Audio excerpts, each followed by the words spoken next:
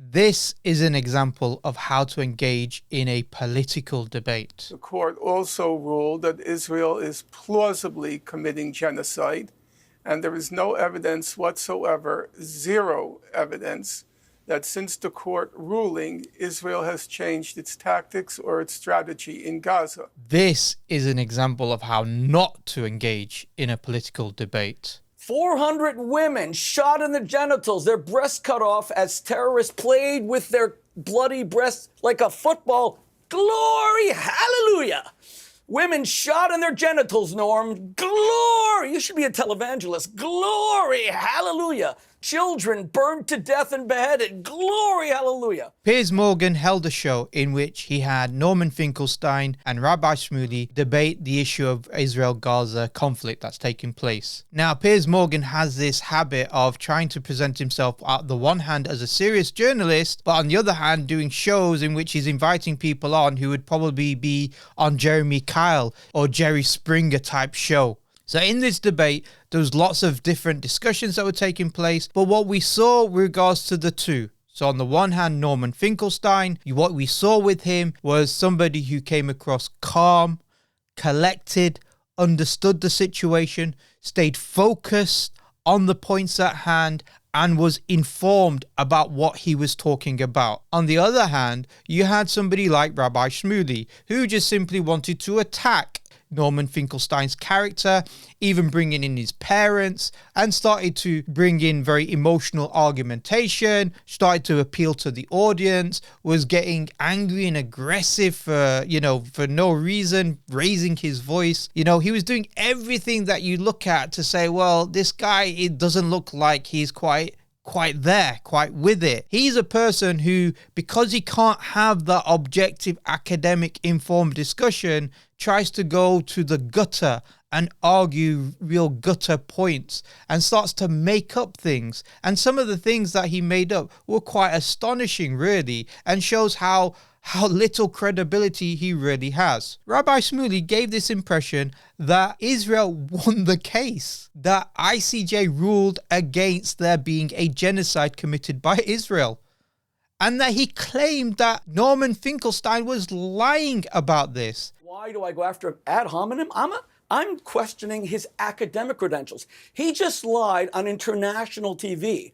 South Africa sued to get the ICJ to declare that Israel's committing a genocide, and they said they're not committing a genocide, and they said they would not stop the Israeli offensive. That is a straight-out lie and fabrication. Now, I'm telling you, this is like gaslighting on a different level. This is like misrepresenting reality at a level where I have to question his sanity. Is he really that stupid and dumb that the rabbi doesn't understand what the ICJ ruling was? Now, according to Mr. Schmuley, I am a liar because, according to Mr. Schmuley, the International Court of Justice explicitly concluded that Israel was not committing a genocide.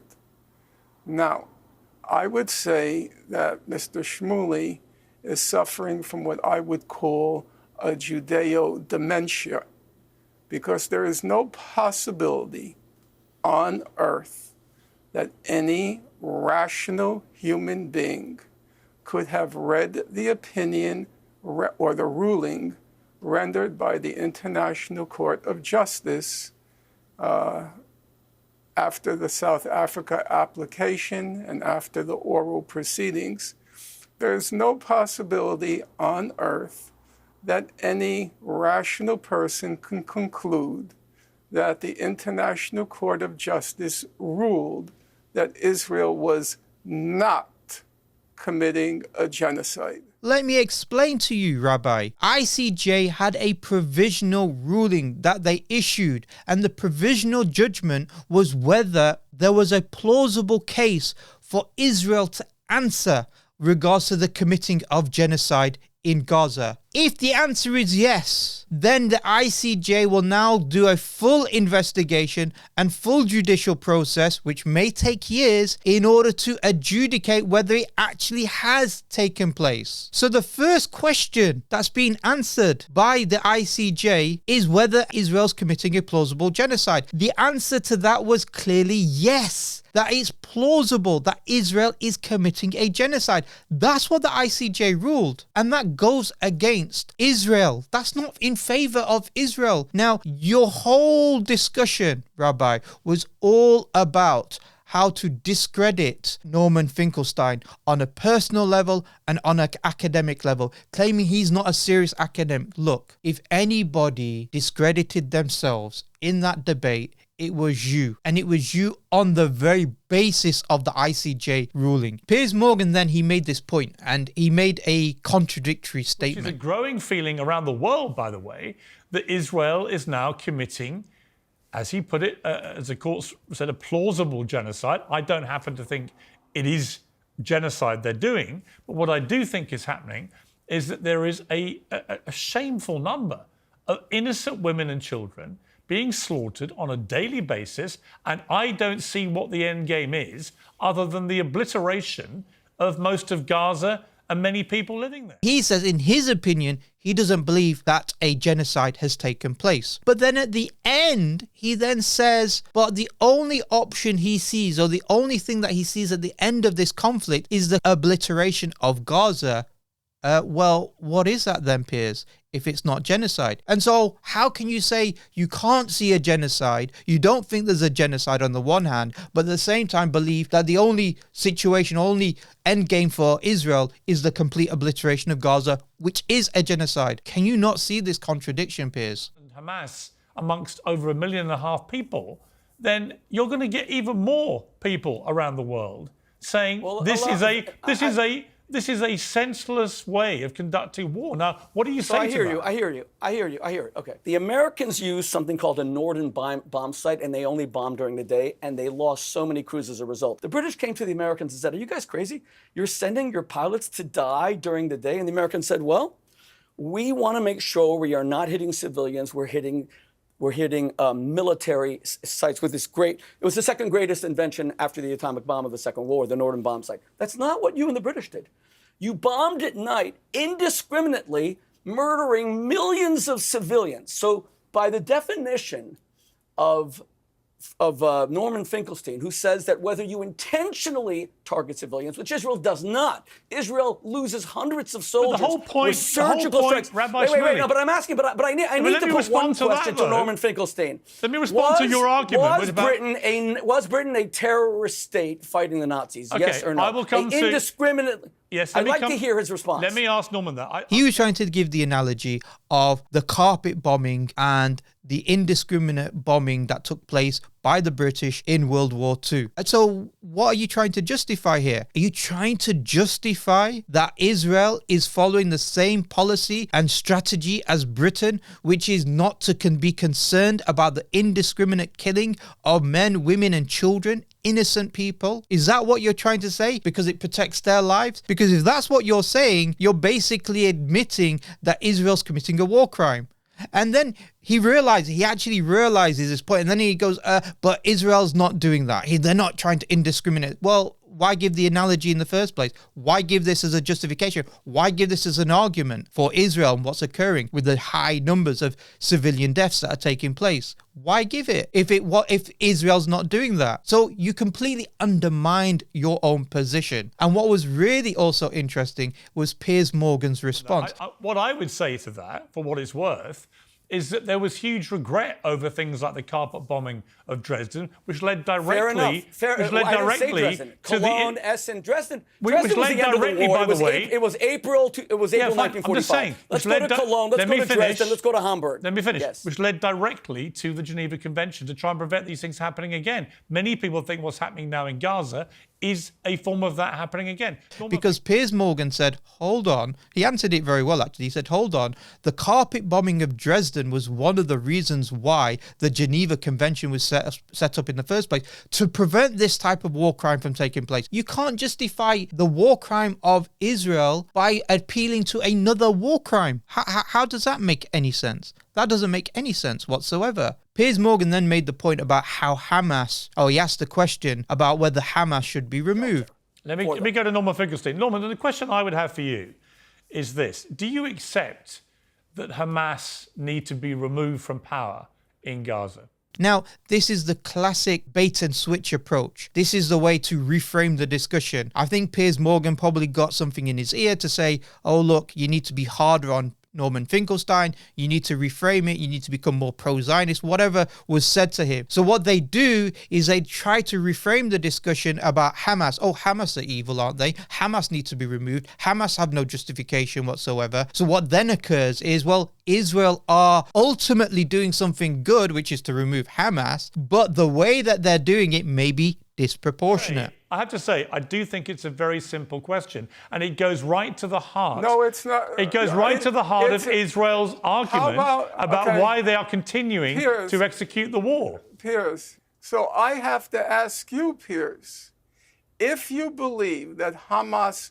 should not stay in power because it killed 36 children on October 7th, then you must surely agree several times, 1,000 times more emphatically that the Israeli government should not be in power because it killed 12,000 children, not as collateral damage, but plausibly, according to 15 of the 17 judges on the highest judicial body in the world. Okay, you said that point. Okay, here's my answer.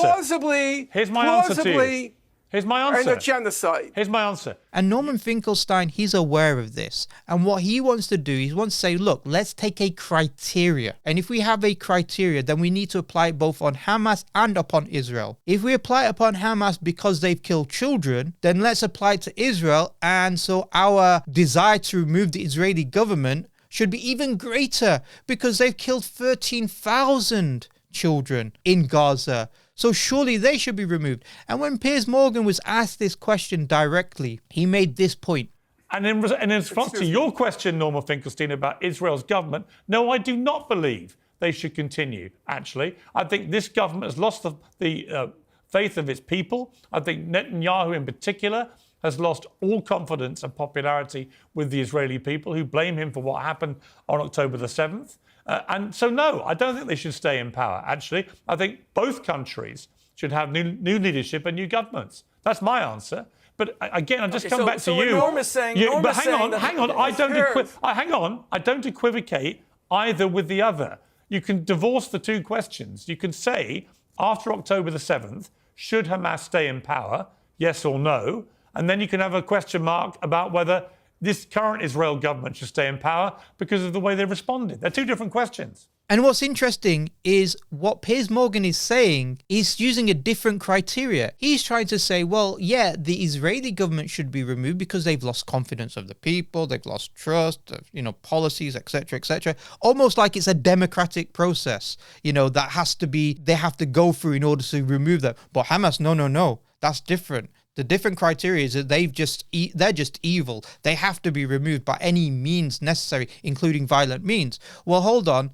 This is the point that Norman Finkelstein is saying. If violent means is required to remove Hamas from government because of killing, allegedly, by the way, we don't know the specifics of what occurred. What we're getting is a lot of Zionist propaganda. Even if it's correct to say that they did this and that they need to be removed, then by greater reason, the Israeli government also needs to be removed because they have committed far worse atrocities. And if it's right to violently, physically remove Hamas from power, then is it right now to violently and physically remove the Israeli government from power?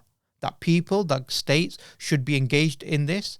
Because if you're going to use one criteria, you've got to apply it across the board. If you're just being ad hoc and using it against one people but not against another people, then you are inconsistent, contradiction, and insincere to the point. and you're just simply pushing your own political biases on this issue. Rabbi Schmuley, he makes these points where he tries to put words in the mouth of Norman Finkelstein. And you were saying, glory, hallelujah, may more Jewish women be shot in the vagina and have their breasts cut off. Now, later when Piers Morgan said to you, hey, Norm, at least take it off.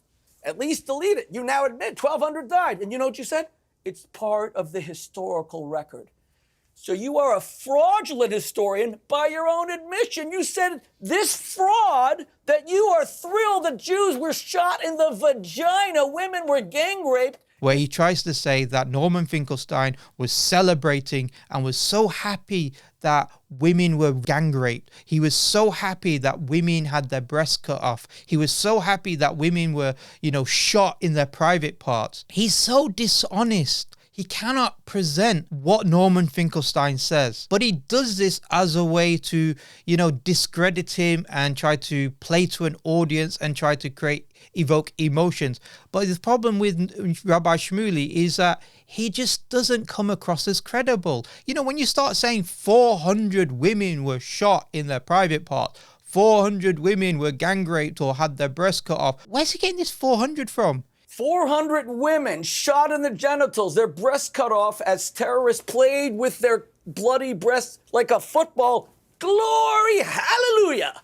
Women shot in their genitals, Norm. Glory. You should be a televangelist. Glory, hallelujah. Children burned to death and beheaded. Glory, hallelujah. Even if the alleged cases are that some women were raped or some women were mutilated, to talk about 400 of them, just like when people start talking about 40 babies were beheaded, and we see where that has gone, is completely refuted now. People no longer push that, but it was pushed as atrocity propaganda, just like what Rabbi Schmuley is doing. But claiming that Norman Finkelstein celebrated this is just lowly. Now, Norman Finkelstein, again, brilliant as a debater, because what he did was he didn't follow Rabbi Schmuley's attacks. He didn't start to change the discussion. He stayed laser focused on the point, which was about Gaza and about how Israel are engaged in a genocide against the people of Gaza. What they're doing is unprecedented in terms of the death and destructions that they're causing.